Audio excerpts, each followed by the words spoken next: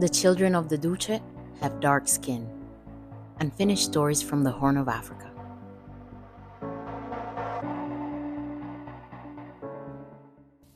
Eritrea, spring 1939. In the air, one could sense the color of the jacaranda trees, the scent of light rains, the sound of the Italian language, and the outline of racial laws.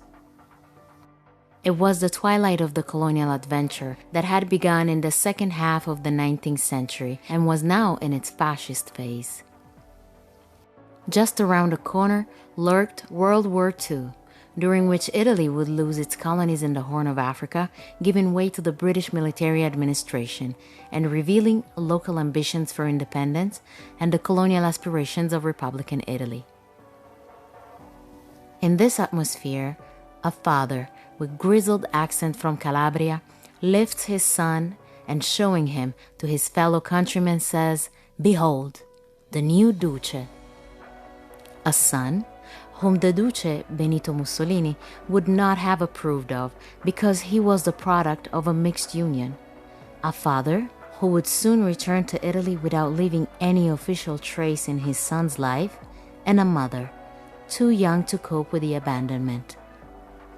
Three life trajectories intersecting to encapsulate the experience of children, women, and men during and beyond Italian colonialism in the Horn of Africa.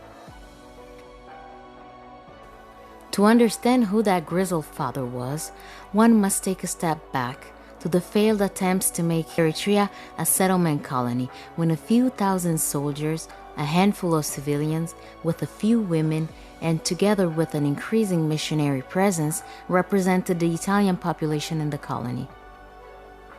Since the liberal area, the predominance of males led to relationships, conjugal, sexual, economic, and temporary, between Italians and African women. The side effect was that the so-called problem of mixed-race offspring, namely a growing young population of mixed descent, whose management, especially in terms of citizenship, education, and care, sparked debates in scientific and political circles, even internationally. With the Ascension Day speech in 1927, Mussolini once again placed Italian overpopulation and the necessary relocation to African colonies as a solution at the center of the colonial project. Moreover, lacking moments of prestige and fearing the impact of the 1929 crisis on unemployment, the Duce promoted the Ethiopian campaign between 1935 and 1936. While other empires capitalized on the colonies, Italy embarked on a late expansionism aimed at washing away the stain of Adwa and moving masses of Italians to Africa. Adwa refers to the heavy defeat suffered in 1896 that ended the First War in Abyssinia. The deployment of forces was impressive. 400,000 soldiers and 100,000 militarized Italians passed through Eritrea. Among these was the grizzled 52-year-old Giuseppe, who left his wife and 4 children in Calabria, heading off in search of fortune.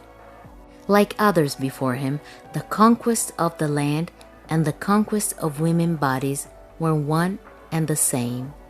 Despite the fascist government's disapproval of the increasing birth of Italo-Eritreans and overly intimate relationships which undermined the alleged Italian superiority.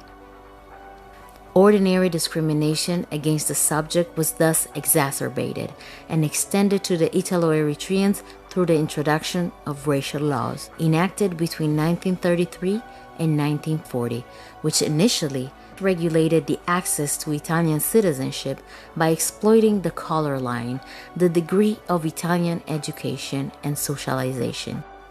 However, they quickly translated into the prohibition, nonetheless often ignored, of engaging in conjugal relationship with African women and acknowledging their mixed offspring.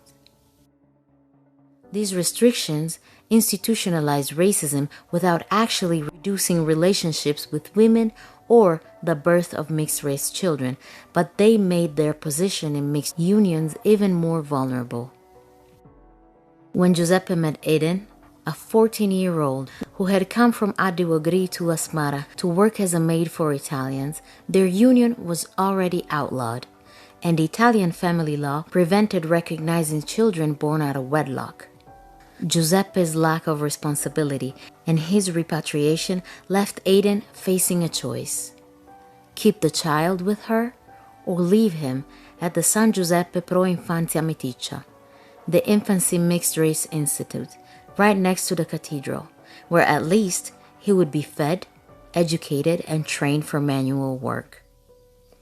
Eden kept Franco, that son so white all for herself, and made him Italian with all her effort in food, attitude, prayers, and education, until she had him affiliated with another Italian man who became her new companion after the Italian flag had been lowered.